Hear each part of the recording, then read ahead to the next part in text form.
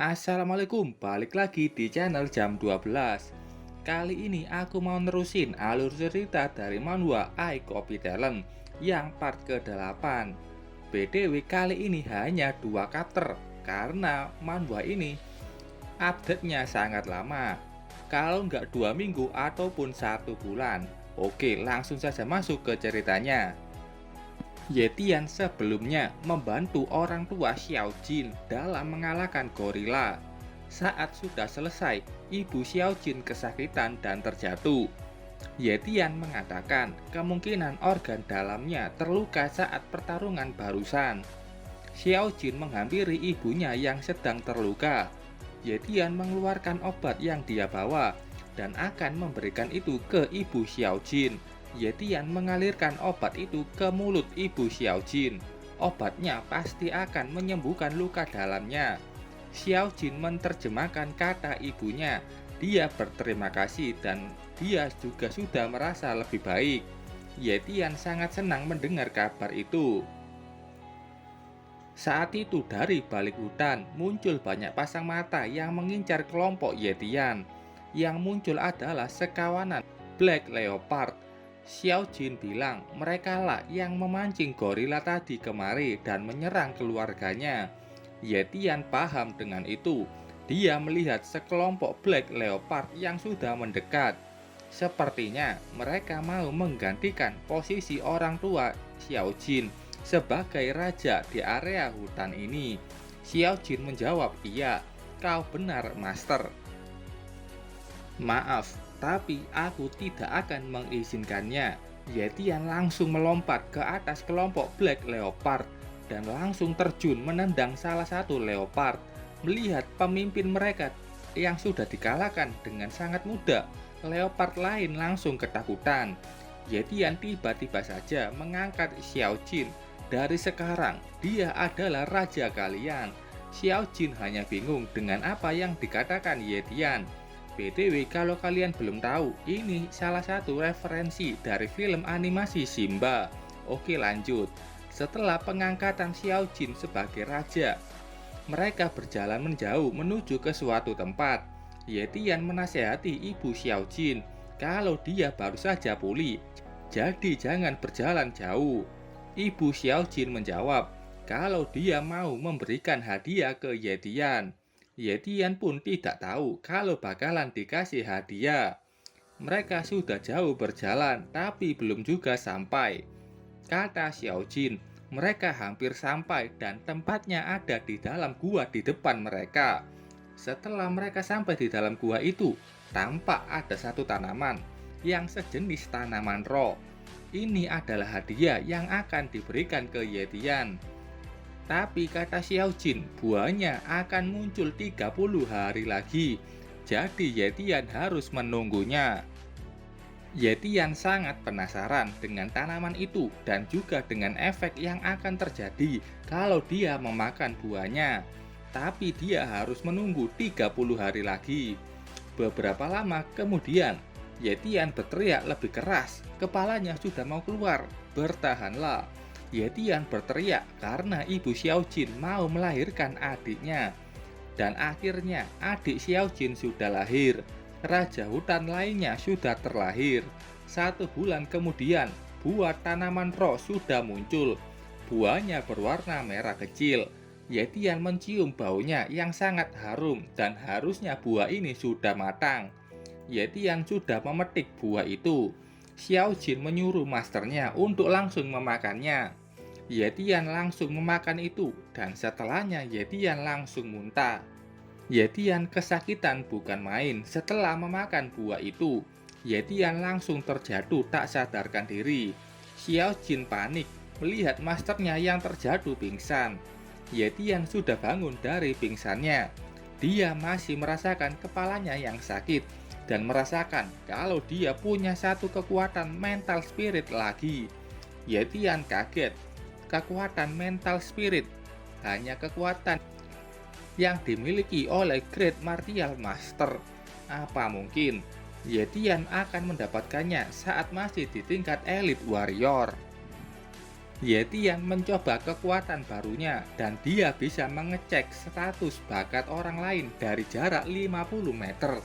Dan sepertinya dia juga bisa mengkopi kemampuannya dari jauh. Ada satu monster yang terdeteksi, Gold Shield Dragon Leopard. Ini jenisnya Xiaojin.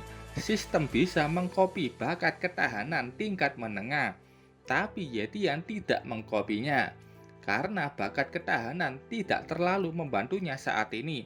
Dan pertama, Yetian harus meningkatkan kultivasinya. Yetian memutuskan untuk segera pulang, dan dia juga sangat senang setelah mendapatkan banyak panen di sini.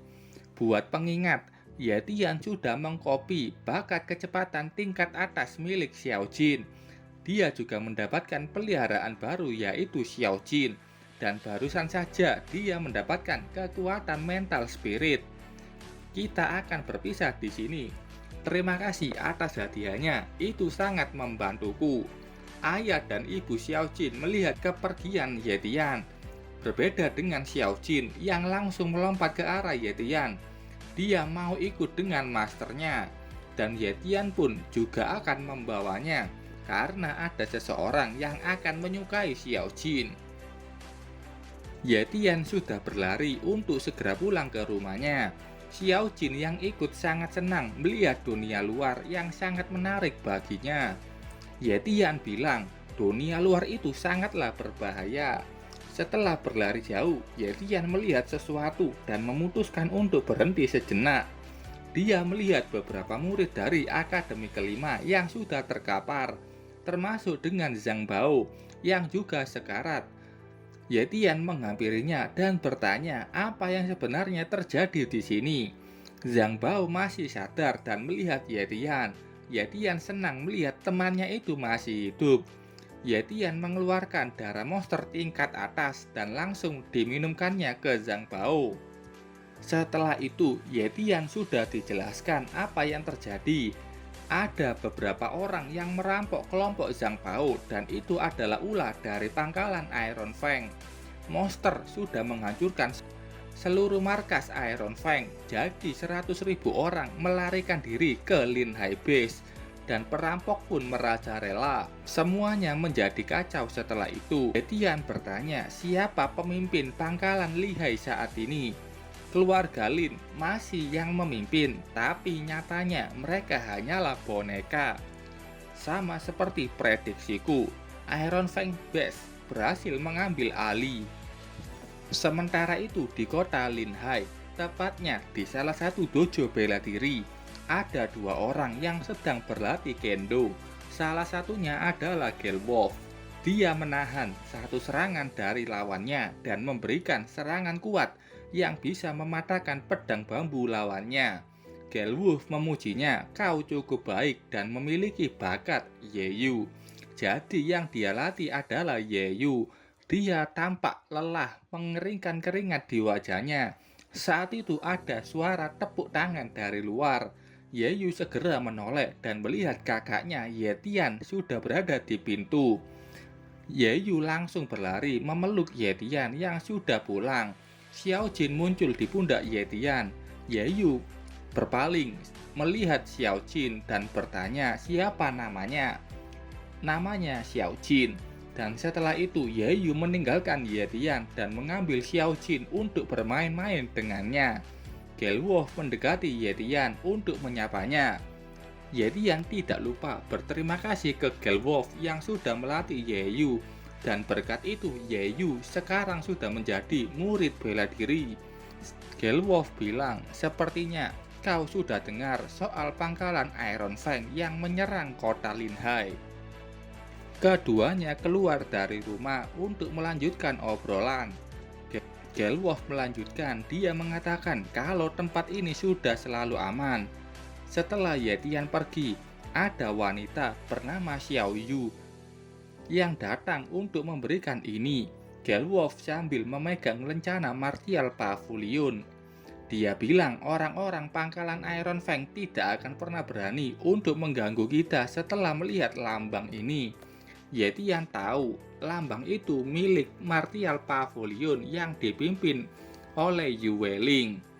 Setelah itu Gelwolf bilang ada orang yang bernama Sun Feng datang untuk menantang Yetian melakukan pertandingan kematian. Sun Feng adalah orang yang pernah Yetian lihat sebelum keluar. Sun Feng juga dikenal sebagai salah satu dari 4 jenius dari pangkalan Iron Fang. Setelah memasuki kota Linhai, dia terus mencari prajurit bela diri elit untuk menantangnya. Dan saat ini Sun Feng belum pernah kalah sekalipun. Gelwolf menasihati Yetian untuk menangani masalah ini dengan hati-hati karena Sun Feng bukan orang yang bisa dipercaya. Gelwolf melihat Yetian dan dia memasang wajah yang sangat aneh. Yetian tidak bisa menutupi tawanya. Dia sangat senang dengan tantangan itu dan tidak sabar melawan Sun Feng. Oke, sampai sini dulu ceritanya. Itu tadi cerita dari chapter 46 dan 47 manhwa I Copy Talent. Terima kasih buat kalian yang sudah menonton videonya sampai selesai. Salam jam 12. Bye-bye.